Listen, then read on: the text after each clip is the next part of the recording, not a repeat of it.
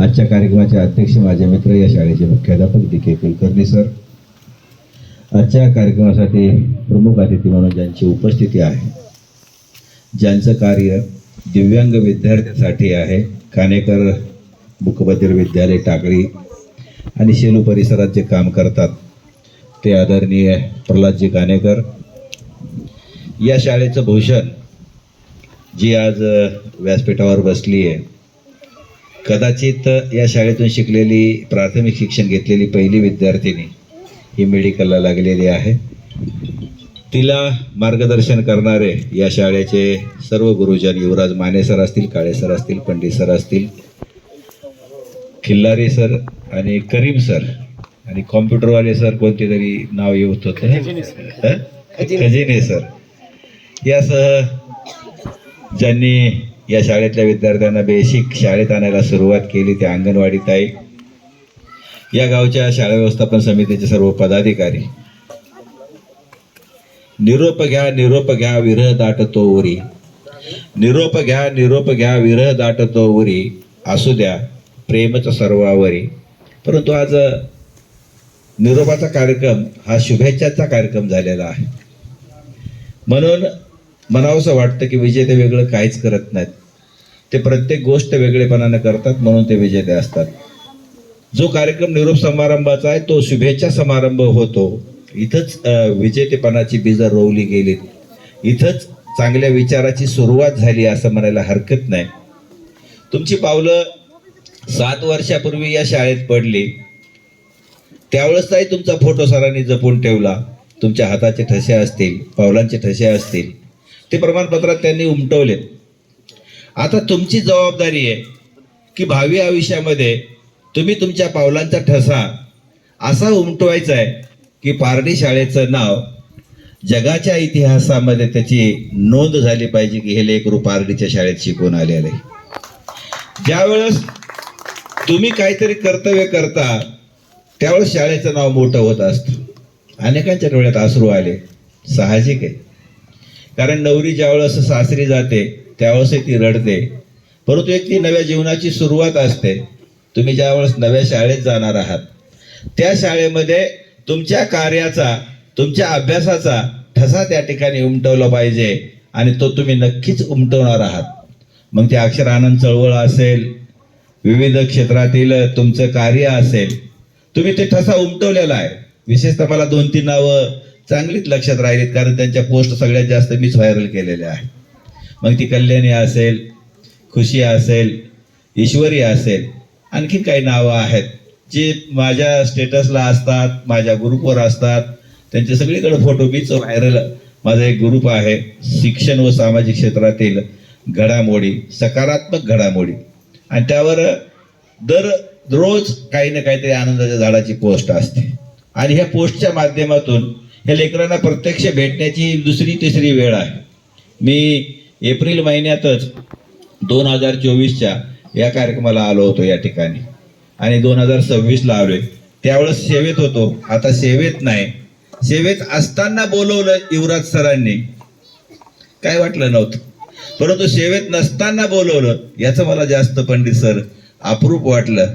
कारण एकदा सूर्य मावळला, उगवत्या सूर्याला नमस्कार करणाऱ्या या काळामध्ये मावळत्या सूर्याला कोणीतरी नमस्कार करतं, हीच माझ्यासाठी मोठी भावना आहे. खरं तर आज ज्या संघटनेचं मी काम करतोय, सेवानिवृत्त संघटनेचा जिल्हा सरचिटणीस आहे, परभणी जिल्ह्याची आज परभणी तालुक्याची बैठक आहे. खरं तर मी तिथं असणं आवश्यक होतं, परंतु मला माने सरांसारखंच लहान लेकरात मिसळायला आवडतं आणि या लहान लेकराचे चेहरे, प्रसन्न चेहरे पाहिले. परंतु आज मला प्रसन्न चेहऱ्याच्या ऐवजी भावनेनं ओतंबून वाहत असलेले चेहरे पाहायला भेटले. खरं तर त्या मुलांचे चेहरे मला पाहावेसे वाटत नव्हते, कारण ही हसती खेळती मुलं आज एका वेगळ्या विश्वात गेली होती. त्या विश्वातून तुम्ही लवकर बाहेर पडा. खरं तर आणखीन 1 वर्ष राहण्याची संधी या ठिकाणी या लेकरांना होती आहे, परंतु काही सामाजिक अडचणी असतील, काही शाळेच्या अडचणी असतील, काही प्रशासनाच्या अडचणी असतील, म्हणून 8वीचा वर्ग या ठिकाणी निघाला नाही. ज्यावेळेस मी CPS मानवतला 8वीचा वर्ग काढायचा प्रयत्न केला त्यावेळेसही मला अनेकांनी विरोध केला, परंतु मी माझ्या निर्णयावर ठाम राहिलो आणि आज तिथे 8वीच्या 4 तुकडे आहेत. परभणी जिल्ह्यातली नाही कानेकर साहेब, तर मराठवाड्यात महाराष्ट्रात सर्वात जास्त विद्यार्थी संख्या असणारी शाळा मानवत शहरात आहे. 1350 विद्यार्थी त्या ठिकाणी शिक्षण घेत आहेत. ज्यावेळेस मी मुख्याध्यापकाने केंद्र प्रमुखाचा चार्ज घेतला युवराज सर, त्यावेळेस त्या ठिकाणी फक्त 240 विद्यार्थी होते. आज 1350 आहेत. 12 जणांचा स्टॉप होता, आता 39 शिक्षक आहेत, एक सेवक आहे आणि खिचडी शिजवायला 10 आहेत. म्हणजे 50 लोक त्या ठिकाणी काम करत आहेत. मराठवाड्यातून ती शाळा, मुख्यमंत्री माझी शाळा या स्पर्धेत ती पहिली आली आहे. नव्हे युवराज सर, आपल्या सर्वांना जिल्ह्यासाठी अभिमान वाटेल असे कदाचित कदाचित ती शाळा महाराष्ट्रातून सुद्धा पहिली किंवा दुसरी असेल. कारण काम जे करायचंय ते झोकून करायचं, तन धन करायचं आणि वेळेचं भान न ठेवता ज्याला काम करता येतं त्याचं नाव झाल्याशिवाय राहत नाही. सकाळी 7 ते संध्याकाळी 7, 8, 9 वाजेपर्यंत त्या शाळेसाठी, त्या केंद्रासाठी वेळ दिला. त्यावेळेस ते वैभव उभा टाकलं. आदरणीय ससाने सरांचं मार्गदर्शन होतं. युवराज सरांसारखे मित्र माझ्या सोबतीला दुरून का होईना नक्कीच होते. तसंच काम या शाळेत सुद्धा उभं टाकलं. खरं तर एक तांड्यावरची शाळा म्हणलं तर हरकत नाही. एका विशिष्ट कम्युनिटीची मुलं, मी त्यांच्या वह्या वाचत होतो, बच्या ऐवजी भचा वापर करतात. ते बसल्याच्या ऐवजी भसले, असे बरेचसे शब्द माझ्या वाचण्यात आले. मी चांगलं बारकाईनं त्यांचं वाचन केलं. 2-4 मुली माझ्यासोबत चर्चा करत होत्या, तर मी काय वाचलं, मी सांगितलं या ती वाचलं. ती म्हणली मी वाचली. तिला सांगितलं मी 9वीला असताना. सर ती म्हणली मी 6वीला असताना वाचली. म्हणजे आमच्यापेक्षा निश्चित ही पिढी पुढं आहे. आम्ही 60व्या वर्षी आहेत. म्हणजे मी 9वीला असताना, हा 50 वर्षापूर्वीचा काळ आहे. 50 वर्षापूर्वी आपल्या हातात ययाती पडणं कानेकर सर, ती खूप मोठी गोष्ट होती. परंतु माझ्या वडिलांना आणि आईला दोघांनाही वाचनाचा छंद होता, म्हणून ही ग्रंथ माझ्या हातात त्या काळात पडली. मी त्यावेळेसच राधे वाचले, त्याच वेळेस कर्ण वाचलाय, त्याच वेळेस ययाती वाचली. आज बरेच जण म्हणतात सर बोलण्याच्या बाबतीत तुम्हाला कोणतं काही घ्यावं लागत नाही, कारण त्याचं मूळ बिया जे आहे, बीज आहे, ते प्राथमिक अवस्थेमध्ये जे वाचन केले त्या वाचनामुळं आज आम्हाला कोणत्याही प्रकारचा कागद न घेता आम्ही बोलू शकतो. आणि तसंच माने सर ह्या मुलांमध्ये वाचन एवढं रुजले. आणि असंच एक काम आणखीन एक अवलिया करतोय, जो काल वाशिम जिल्ह्यात होता, तो माझा दुसरा मित्र विनोद शेंडगे सर. ससाने साहेबांनी एका शिक्षण अधिकारीने एका प्राथमिक शिक्षकाला मदतीला बोलवावं, याच्यापेक्षा दुसरे काय मोठं असणार आहे. अशी काही काम करणारी माणसं आहेत आणि त्याचमुळं हे या ठिकाणी काम उभं राहतं. आणि एकटा युवराज काहीच करू शकत नाही. युवराजानं गादी सांभाळायची असते, त्याचे सर्व सोबती सैन्य सोबत असतं आणि महाराजांचा अर्थात डी.के. कुलकर्णींचा आशीर्वाद असल्याशिवाय, पाठबळ असल्याशिवाय हे काम उभं राहिलं नसतं. डी.के. सर, तुम्ही सुद्धा या सर्वांच्या पाठीशी उभा टाकलात. या अगोदरचे मुख्याध्यापक ते माझे वर्गमित्र होते, रामभाई फळसर, त्यांनी सुद्धा मोकळेपणानं काम करण्याची परवानगी इथल्या शिक्षकांना दिली. जोपर्यंत मुख्याध्यापक शिक्षकांच्या पाठीशी मागे उभा टाकत नाही तोपर्यंत तो शिक्षक काहीच करू शकत नाही. या ठिकाणी तुमचं सर्वांचं टीमवर्क जमलं, त्यामुळे हे काम उभं टाकलं. खरं तर पूर्ण वेळ मला या कार्यक्रमाला थांबायची मनापासून इच्छा आहे, परंतु वेळेअभावी आणि समोरच्यालाही आजचीच वेळ दिलेली आहे. तिथला कार्यक्रम सुरू झालाय, यायला का नाही सर, सारखे फोन यायले, मी सायलेंटवर केलाय म्हणून तो फोन वाजत नाहीये. त्या ठिकाणी मला जाणं गरजेचं आहे. मित्रांनो, खास करून विद्यार्थी मित्रांनो, आणखीन एक मी जे सध्या वास्तव पाहतोय कोणत्याही गावात, कोणत्याही शाळेत, की सर्वत्र मुली पुढे आहेत. मुली एकटा प्रतीक बोललाय, बाकी सर्व बोलणाऱ्या मुली होत्या. मुली 10वी 12वी पर्यंत पुढे असतात पंडित सर, 12वी नंतर कुठं जातात. आणि मुलं 12वी पर्यंत सगळे मागं असतात आणि मग हेच कुठंतरी जॉबला कसे लागतात. याच्यावरही एक मानसशास्त्र, एक समाजशास्त्र म्हणून माने सरांनी त्याच्यावरही बारकाईने लिखाण करावं. कारण मुलींचं नंतर काय होतं, मी कल्याणीला हा प्रश्न विचारला, सर आगे पडणेही नाही देते, तिनं त्याचं उत्तर दिलं. परंतु आता तुम्हाला ठाम सांगायचं आहे की मी आता थांबणार नाही. जसं सावित्रीनं चिखला गोळाचा मारा सहन करून तिनं शिकवायचं काम केलं, तुम्हाला शिकायचं काम करायचं. तो काळ कोणता होता?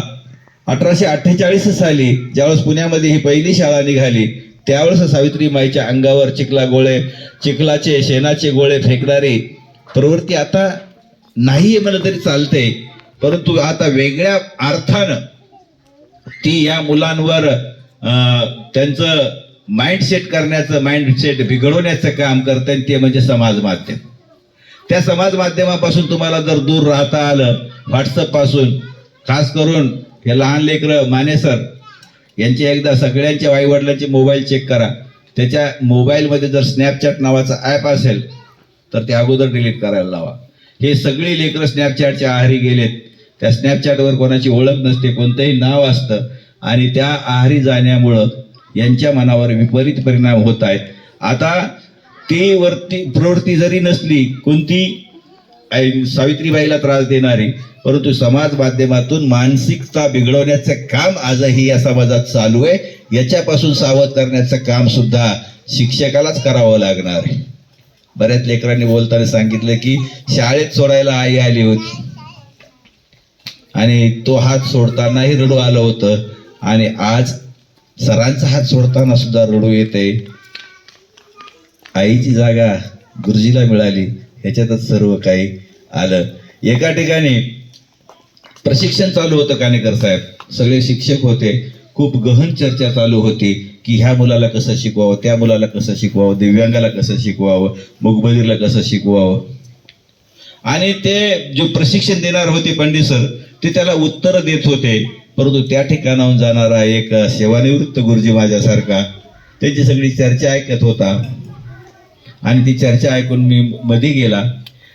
सेवानिवृत्त असल्यामुळं त्या माणसाचं वय 80-85 वर्ष असल्यामुळं कोणी ओळखलं नाही की हा गुरुजी आपल्या जिल्हा परिषदेला कधी काळी असेल, असं त्यांना अंदाजही आला नाही.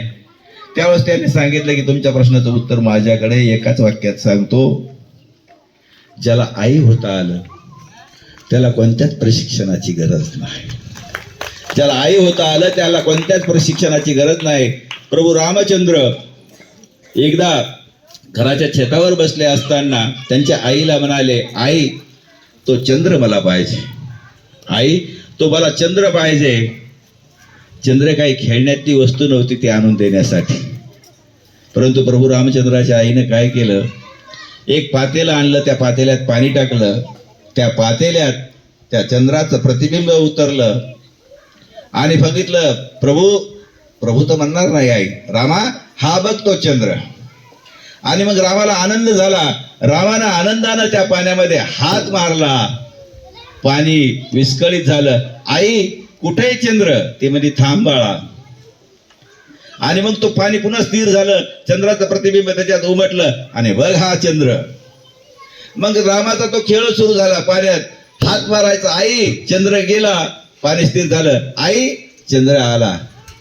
किती साध्या पद्धतीनं चंद्र, जी आई आपल्या मुलाला खेळायला देते ती आई आपल्या मुलासाठी काही पण करू शकते. तसंच गुरुजीला त्या मुलाच्या मनातल्या अनेक प्रश्नांची उत्तरं वेगवेगळ्या आयडियाज राबवून त्या देता आल्या पाहिजेत. आणि असंच काम या शाळेत झाले. सर्व टीमचं मनापासून अभिनंदन. माझे मित्र युवराज माने सर आणि सर्व टीमचं खास करून खूप खूप त्यांना भावी काळासाठी शुभेच्छा. विद्यार्थ्यांना शेवटी एकच सांगतो, तुमच्या ईश्वरी कुठे, कल्याणी आणि सगळ्याच तुमच्या स्वप्नांना तुमच्या अडचणी कधीच सांगू नका. तुमच्या स्वप्नांना तुमच्या अडचणी कधीच सांगू नका. तुमच्या अडचणीला हे जरूर सांगा की तुमची स्वप्न किती मोठी आहेत. तुम्ही आज ठरवायचंय काय व्हायचंय आणि चांगलं काम केल्यानंतर स्वतःच आपल्याला शाब्बास शाब्बास शाब्बास म्हणायचं. दुसऱ्याच्या शाब्बासकीची वाट पाहायची नाही. जर आपल्याला आनंदी राहायचं असेल, आनंदी राहण्याचा सगळ्यात चांगला मूलमंत्र कोणता असेल तर आपलं काम आपल्याला पडलं की आपणच आपल्याला अरे वा आज माझ्यातून एक चांगलं काम झालं. दुसऱ्यानं कोणी CR कसा लिहिलाय, A+ लिहिलाय, B+ लिहिलाय त्या भानगडीत पडायचं नाही. माझ्या मनानं माझा CR चांगला लिहावा. माझ्या मनानं मला संध्याकाळी छान झोप लागावी, झोपेची गोळी खायला काम पडू नये. त्या दिवशी समजायची की आजचं आपलं काम चांगलं झाले. परत एकदा मला या ठिकाणी बोलवलं, माझा मान सन्मान केला, विद्यार्थ्यांशी संवाद साधण्याची संधी दिली, त्याबद्दल आयोजकांचे मनापासून आभार. विद्यार्थ्यांना खूप खूप शुभेच्छा. धन्यवाद. जय हिंद, जय महाराष्ट्र.